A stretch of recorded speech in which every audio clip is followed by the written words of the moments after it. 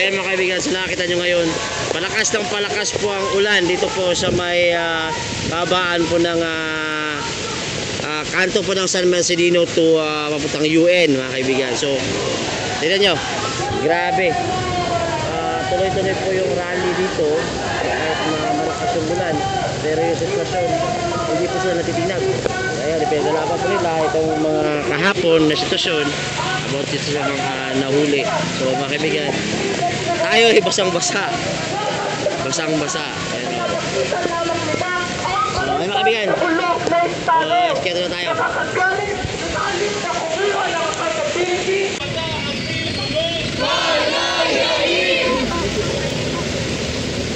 Mga kaibigan, may gandang hapon po sa inyo lahat. Ito po tayo ngayon sa mga uy pare,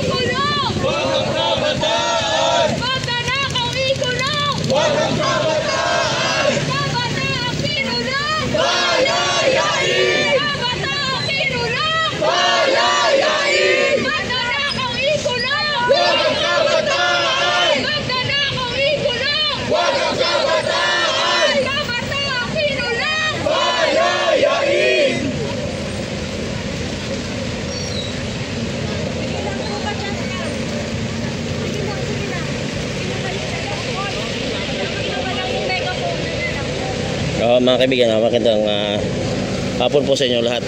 Dito po tayo ngayon sa Manila Police District. Dito po sa may bandang pinapit sa may UN. At nandito po, mayroon pa rin nagrarally dito. Ito po yung ating mga kahapon siguro to. At yun, sinasabi nila na palayain daw yung mga nakulong kahapon, nakuha kahapon.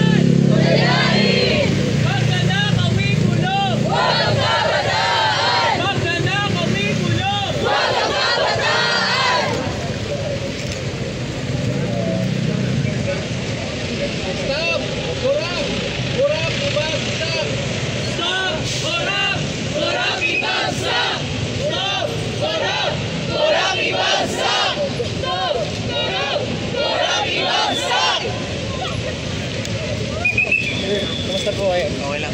Kita ko yung article. Duterte panagutin! Duterte panagutin! Marcos singiling! Magdadakawing kulong! Huwag ang kabataan! Magdadakawing kulong! Huwag ang kabataan! Marcos singiling! Duterte panagutin! Duterte panagutin! Marcos singiling!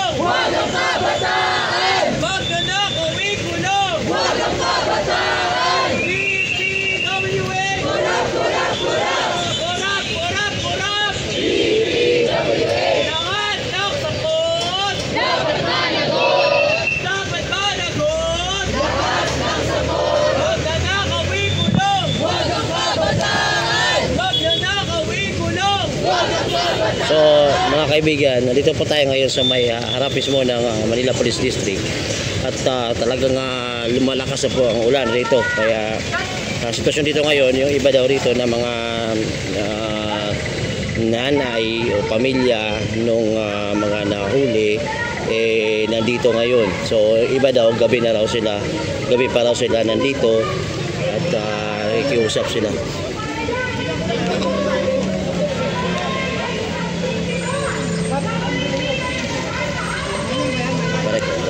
Basta ka? Okay na siya kayo. Wala. Eto. Patao. Ligo-ligo. Kagabi pa daw ito iba dito? Hindi ko sir. Padaan lang. Sasakto may kailangan daw eh. Oo. Photographer daw. Ingat kayo sir. Oo nga eh. Alright mga kaibigan, so nandito tayo ngayon dahil nga may nagkakaroon din ng konting rally rito na nangyayari po rito sa may harap ng Manila Police District mismo. Makabigay po yung mga pamilya nitong ating mga kababayan na nahuli ng mga kahapon. So kahit na umuulan mga kaibigan, tuloy-tuloy po ito. Hindi po ito tayo magtitigil sa coverage. Pakita sa inyo.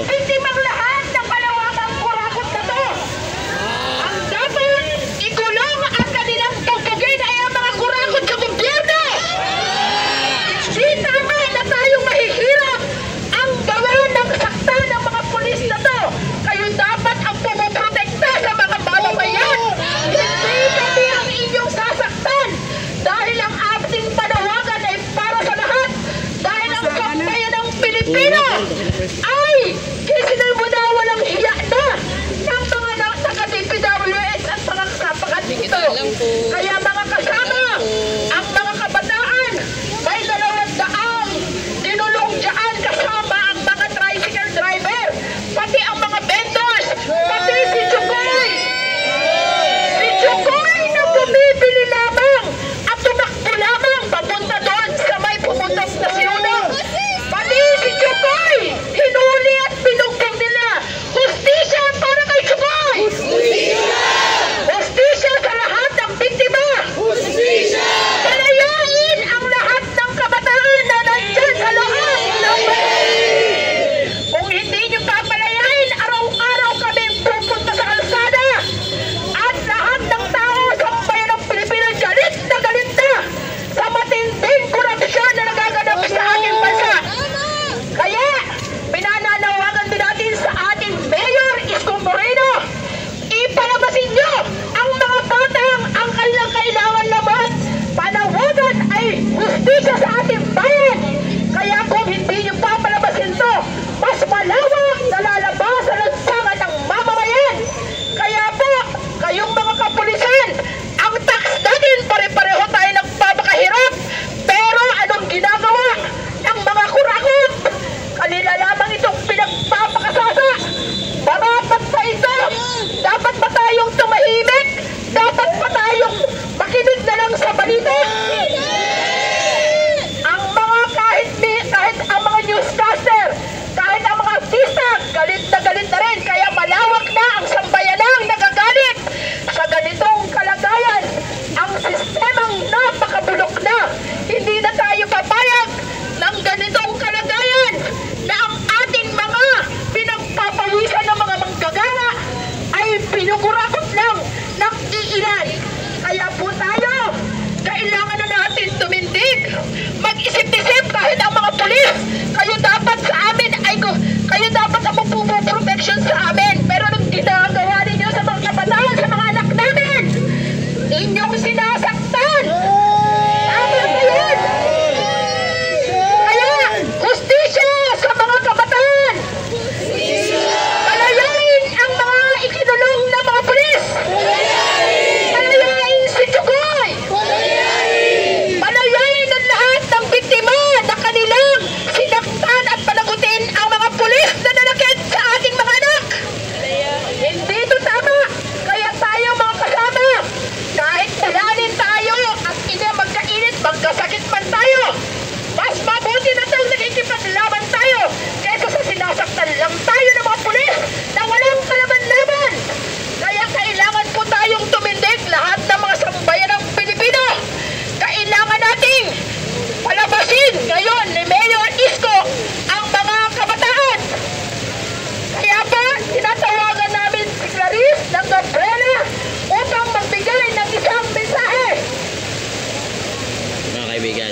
lumakas na po lalo yung ulan. Ayan no. Pero mamaya flood control labas ito. Mga kasama, umuulan ngayon, pero hindi natin iiwan ang mga kabataan nagprotesta kahapon, tama ba? Hindi natin iiwan ang mga tao na naghuhumiyaw sa galit dahil sa malawakang korupsyon sa ilalim ng gobyerno ni Marcos, tama? Kahit umulan ngayon, nandito ang mga kabataan at mga kababaihan at iba pa sa mga taong bayan na kahapon ay kasama ng daan-libong nagtungo sa lansangan para panagutin ang lahat ng kurakot sa gobyernong ito. Ang sabi ng pulis, sila daw ay galit din sa korupsyon. Pero mulat na pinipili ng mga pulis na ito, lalong-lalo na ng MPP, na arestuhin ang ating mga kababayan na nananagutan ng pananagutan sa korupsyon ito. Napakatagal na ng investigasyon sa loob ng Kongreso at ng Senado. Pero hanggang ngayon, wala pa rin nakukulong na mga kurakot daan sa gobyerno. At kapag hindi nila nilabas ang mga kabataan sa loob ng kulungan, asahan nila na daang libo Dito po siya sa Manila. ang tutungo sa lansangan para panagutin ang Ha? kurakot ng mga pulis sa loob ng gobyerno. Tama ba Usapin yan, natin mga sila, Rex. kasama? Paggamot Pa mo muna isang camera. sinaktan. Tayo ng indignasyon dahil tingin natin So, makatarungan dalawang grupo ba ang to? magprotesta. Ang mga kinulong at bayolenteng inaresto kahapon Okay. ng PNP Mag-live lang sa ako. May Mendola, sa Recto, sa Moraita. Yan po ay mga kabataan. na Kamusta, guys? kawalan. Malakas yung ulan pero may mga kaliwang grupo dito na nagrarally para doon sa mga nakulong. Ito sasabihin ko sasabihin ko, yung mga makaliwa na sumama lahat kahapon. Ang taong bayan na nananawagan ng pananagutan, hindi po yan tama. Huwag mo Ang sa akin. tunay na terorista ay ang nangungurakot sa puso ng taong bayan. Yung mga makakaliwa, Kayo ang mga terorista. Yung mga makakaliwa na Ang nagrally tulistik kahapon. mong terorista. maayos lahat. Maayos lahat ng mga kaliwa na nagrally kahapon. Karenato, Akbayan, Makabayan, lahat tahimik. Pero yung may mga gagong nagbayad, gumamit sila ng mga minor de edad. Eh yung mga nakakulong dyan, mga biktima yan. Eh siyempre may pananagutan sila pero sila ay binayaran. Binayaran sila ng isang grupo na gustong magkudeta. Tapos kanino nila tinuturo? Kanino nila tinuturo yung gulo kahapon? Sa kaliwa daw. Mga gago sila. Mga kaliwa, tahimik nagrarally kahapon. Yung mga kaibigan ko nandun sa Recto. Nandun sila sa Recto pero tahimik yung mga rally. Akbayan tahimik, Makabayan tahimik, sa Renato tahimik. Tapos papasok yung grupo na mga magkukudeta. Gusto nila kapangyarihan. Tapos ituturo nila kayo. Ituturo nila yung kaliwa. Gago pa sila. Kaya naglalaban kayo. Walang problema dyan kasi matahimik yung ginagawa. Pero yung mga bata sa loob, biktima yan. Biktima yan yung mga binayaran. Biktima yan yung mga nagbabayad, yung mga financier. Progreso para sa bayan. Pero Ayusin nyo lang ako dito. kayo lang po? Banda doon po kayo. Anong grupo po kayo? Anong pangalan mo po? Kabayan. Alam niyo ba kung kanino nila sinisisi? Usap tayo dito, usap tayo dito. Alam niyo kung kanino nila sinisisi? Nagugulo kayo na sa iyo. Alam niyo kung kanino nila sinisisi? Sa kaliwa nila sinisisi. Gago sila. Gago sila. Sa kaliwa nila sinisisi. Tahimik yung mga kaliwa. Walang nagugulo sa mga kaliwa. Kaya, sinisisi nila sa kaliwa yung rally. Pero kude pa yung ginagawa nila kahapon. Binayaran nila yung mga batang nandyan. Bakit? Wala bang karapatang pantao ang mga kabataan nito? Kayo ang lumalabas. Yung mga nakakulong dyan sa loob, binayaran pinagsasaluhan ng isang grupo para magkudeta. Diba? Walang kinala. Tapos ano nyo lang sisisi sa mga kaliwa? Kaliwa daw yung nanggugulo, kaliwa daw yung nangingipa, nagsusunog. Hindi, may grupo na nagkukudeta. Nakakarimarim kasi ang ginawa nila, umuha sila ng mga minor de edad na pinaing doon para mag-riot, para manaksak ng pulis. Diba? Kaya yung mga nakakulong sa loob, although may kasalanan sila, kailangan nilang managot, biktima sila. Biktima sila. Itong mga kaliwa, sinisisi, hindi sila, wala silang kasalanan. Merong mga nagbabayad para dyan na sa mag-riot, hindi realista yung mga nag-riot kahapon. Pero may sound, sir. Kaya yun ang kailangan malaman ng tao.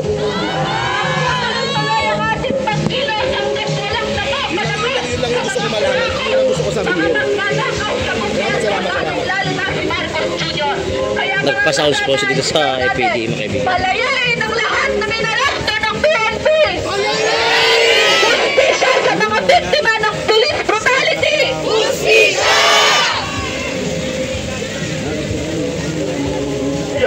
Ngayon naman, tawagan natin mula ulit sa hanay ng mga kabataan. Nandito ngayon si Yel mula sa Bahaghari. Kalahok natin ng Kabaklaan kahapon na galit sa pangungurakot at katiwalaan ng gobyernong ito.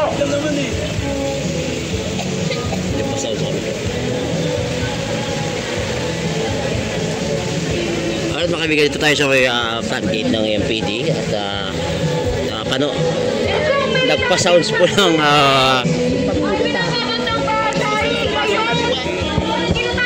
nagpa-sounds po yung MPD ng Christmas songs.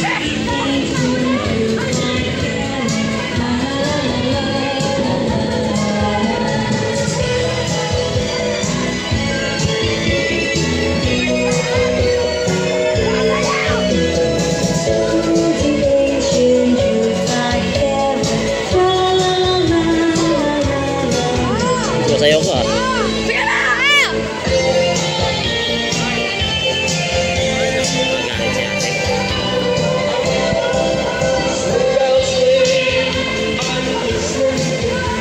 So mga kaibigan, nagkaroon na po ng medyo mainit-init na naman na pag-rally dito sa may harap po ng MPD. So parang masasara naman itong kalsada na to papuntang UN. Si Model sa'yo.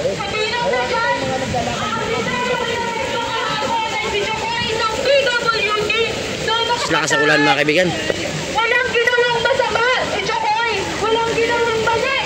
Ano at hindi katanggap-tanggap. Ang parehong ang sinapit ng mga kabataan kahapon kabilang nasahay ng mga PWD. Habang patuloy na binabaha ang mga marinita sa kanilang mga komunidad. Habang patuloy na nawawala ng pondo sa edukasyon ng mga kabataan. Habang patuloy na maliit ang sahod ng mga magagawa. Habang patuloy na pinagsasamantalahan ang masang api. Ito ang tugon ng Estado sa atin. Ito ang tugon ng mismong mga PNP.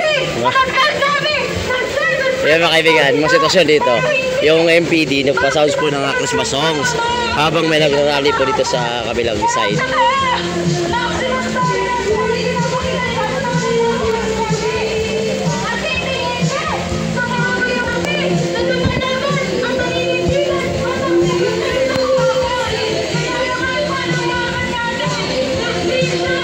Eh mga kaibigan, tuloy po yung sitwasyon dito. Kahit malakas po yung ulan, dito po ngayon at malakas po yung hangin dito po sa may Manila Police District, dito po sa may kahabaan po ng malapit sa UN Avenue.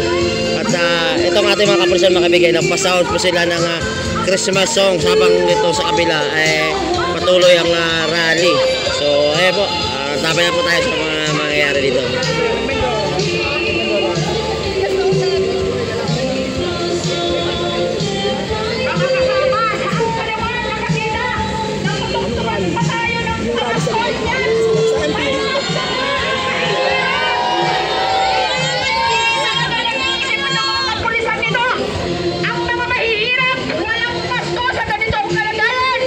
Ang nagpapasko ng parang yan lang ay ang mga magdadakaw sa gobyerno.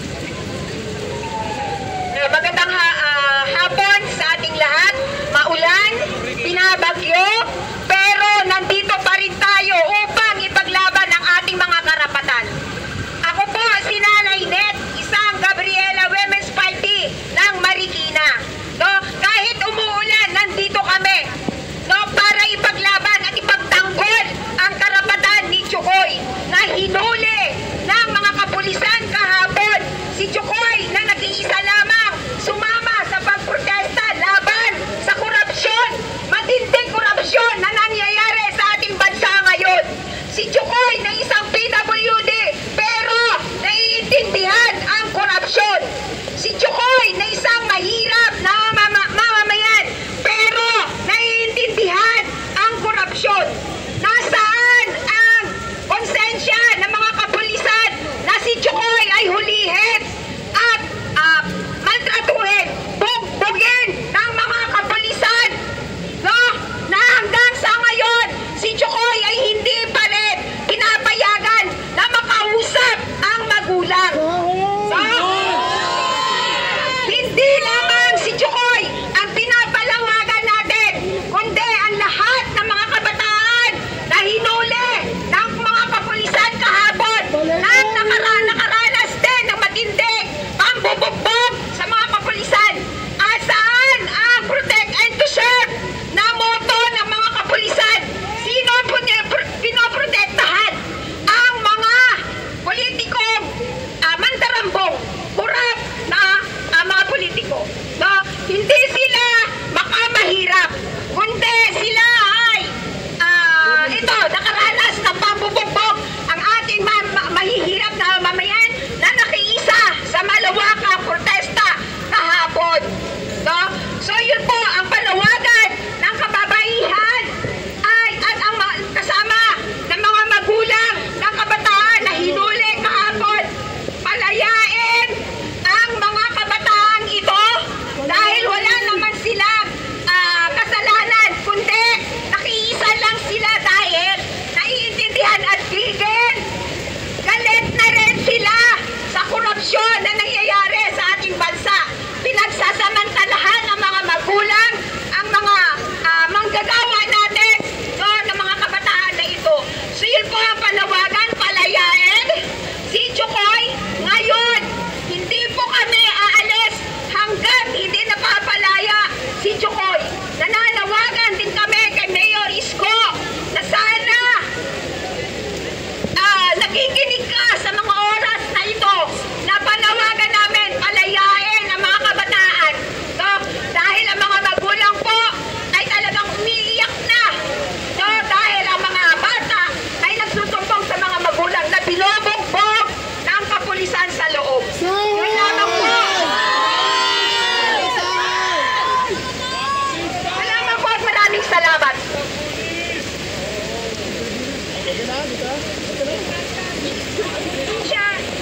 Justisya sa mga karahasan na ginawa ng pulis ng brutality. Ikulong ang mga kurap, hindi ang mahirap. Ang biktima po ng mga kapulisan ay kailangan na po nilang managutan at inabas po nila ang lahat ng mga kabataan na ikulong at sinaktan nila kahapon. Ngayon po, tawagin po natin si Bong Palantino ng Bayan. Salamat, Nanay Lita. Ang gusto sabihin ni Nanay Lita, mahirap ang kanilang kinukulong. Sa halip ang mga nagpapahirap sa sambayan ng Pilipino. Ang tanong natin, nakulong na ba ang mga diskaya? Nakulong na ba ang mga mambabatas na nangurakot? Sabi ni Yorme kamakailan, nung nagrally ang mga kabataan sa DPWH, may tax evasion case ang mga diskaya sa Maynila. Napasarado na ba ang kanilang negosyo dito?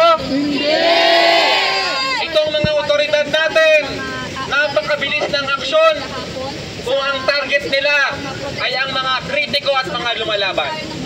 Pero kapag ang mga mayayaman, ang mga makapangyarihan, ang mga lumalabag sa batas, napakabagal at pinoprotektahan pa ng ating batas.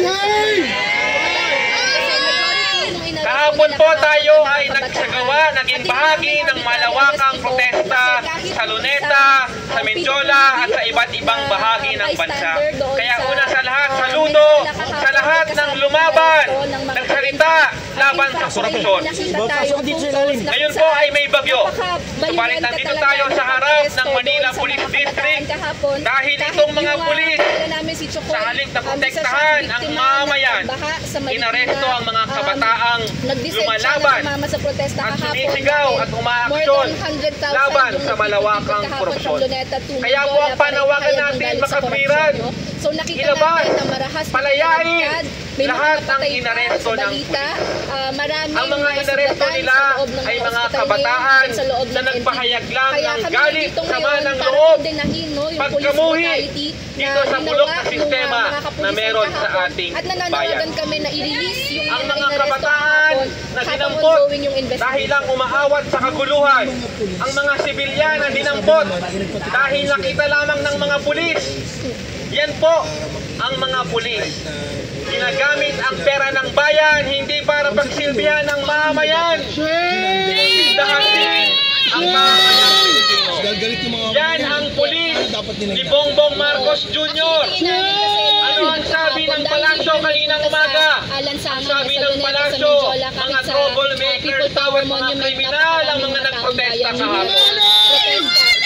Sasampahan daw nila ng kasong terorismo at sedisyon ang mga inaresto ng pulis ng Maynila. Tagal-tagal na nung mga Ang hearing tunay sa na Senado, terorista sa ay ang Kongreso, Malacanang. wala Ang tunay na kriminal ay ang pamilya ni Marcos Jr. Ang tunay na banta sa ating bayan ay mga mandarambong, mga kurakot, mga politiko na ginagamit ang pwesto para lalong yumaman. Programa doon sa Menjola. Yan po ang tunay na karahasan sa ating lipunan. Yung karahasan ng pera sa halip na ibigay sa serbisyong panlipunan, binubulsa lang ng ilan. Ang karahasan na kung saan ang batas ay ginagamit para protektahan ang mga makapangyarihan. Yan po ang karahasan na hindi natin nakikita araw-araw, pero araw-araw natin nararamdaman ang epekto ng karahasan na yan.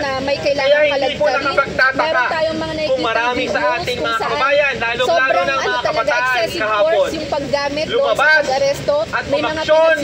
Nakita nila ang pagkakataon ilabas ang galit dito sa bulok na sistema na meron tayo. Yan po ay paalala sa ating mga otoridad na dapat umaksyon para dito ikulong ang mga nasa sangkot sa lahat ng klase ng korupsyon, lalong-lalo na yung mga sangkot dito sa flood control corruption scandal. Paalala yan sa ating mga otoridad na ang protesta ay magpapatuloy. Akala nila tayo ay matatakot. Akala nila tayo ay titigil. Pero mga kababayan, titigil ba tayo sa pagsasalita? Hihinto ba tayong magprotesta? Kasuhan na nila lahat ng sumali sa Luneta. Pero itutuloy natin ang paglaban. Ang sagot natin sa pagkaso ay paglaban ng mamayan. Tama? Dahil napatunayan natin na mas makapangyarihan ang pagkakaisa ng taong bayan. Mas malakas ang paglaban ng mamayan. Dahil ang mas Iprotabati natin si Francis ng Propel.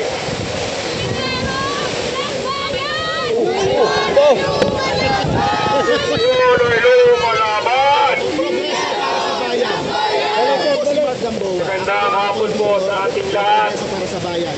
Ako po ay Hapon! ramay. Ang mga mamamayan Pamilya. ay kinomemorate Nakakulong po sa ang loob. martial law. Sila po At ang ay tagumpay mag-riot. Hindi po sila ng mga masasabang na Pilipino na naglaan ng kanilang buhay para mag-riot. para Ito ang katotohanan sa mga karapatan at paglaya na ating sambayanan. Kailangan humarap sa batas.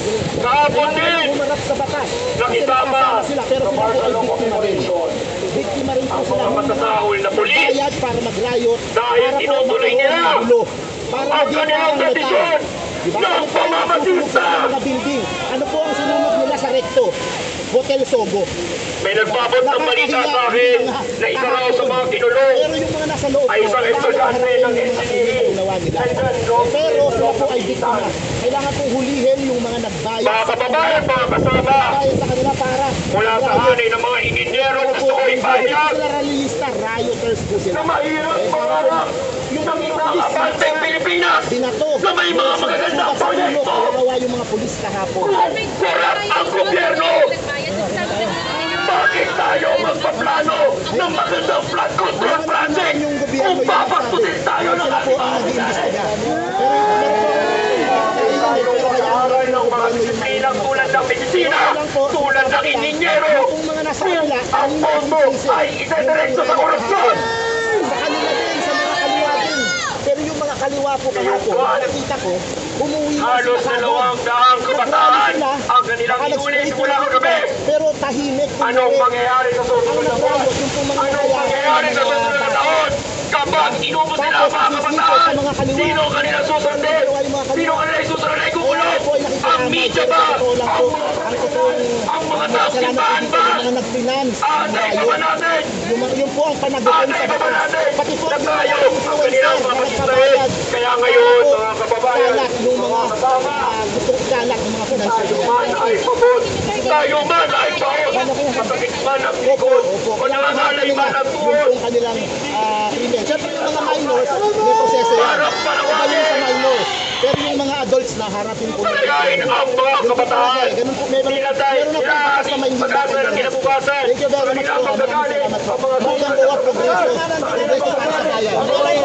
Magandang buwa, progreso para sa bayan. Mga pianista at inhinyero. Kaya ulit-uli, mula sa hanay sa mga kababayang inhinyero.